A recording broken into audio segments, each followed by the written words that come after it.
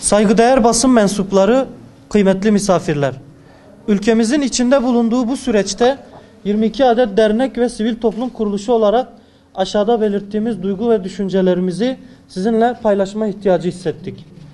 2 ayı aşkın bir süredir ülkemizde yaşanan hizmet hareketi, camia diye isimlendirilen gönüllüler hareketini yıpratma, itibarsızlaştırma, ötekileştirme, karalama kampanyalarını üzülerek izliyoruz.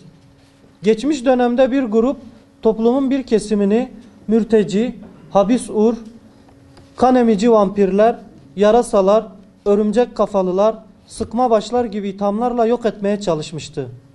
Çete, virüs, in, gizli örgüt, haşhaşi gibi iftiralarla hiçbir bilgi, belge ve objektif kriter ortaya koymadan, hiçbir hukuki temele dayanmadan yaftalanıp karalanmaktadır.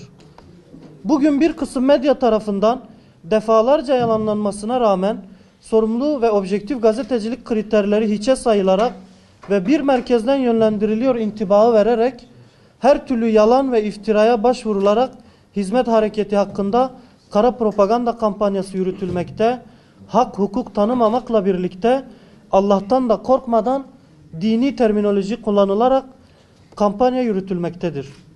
Eğitim sisteminin boşluğundan doğan ve dar gelirli ailelerin çocuklarının önünü açan, eğitimde sosyal adaletin sağlanmasına ciddi katkılar sunan ve hele de bölgemiz için olmazsa olmaz müesseseler olan dershaneler, anayasanın teşebbüs hürriyeti, eğitim alma hürriyeti çiğnenerek kapatılmak istenmektedir.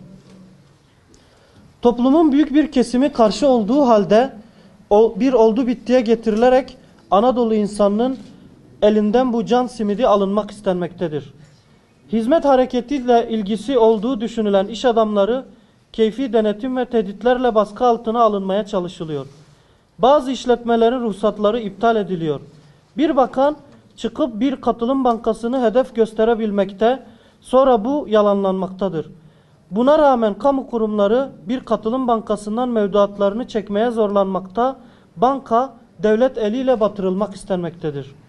2010 referandumuyla fişlemeler anayasal suç kapsamına girdiği halde kamuda çalışan memurlar, bürokratlar, hizmet hareketi, cemaat ve tarikatlarla nispet edilerek fişlenmekte ve hiçbir hukuki gerekçe gösterilmeden kıyıma tabi tutulmaktadır. Eski Türkiye'yi hatırlatan manzaralarla karşı karşıya kalmaktayız. Kazanılmış bazı haklar kaybedilmiş gözükmektedir.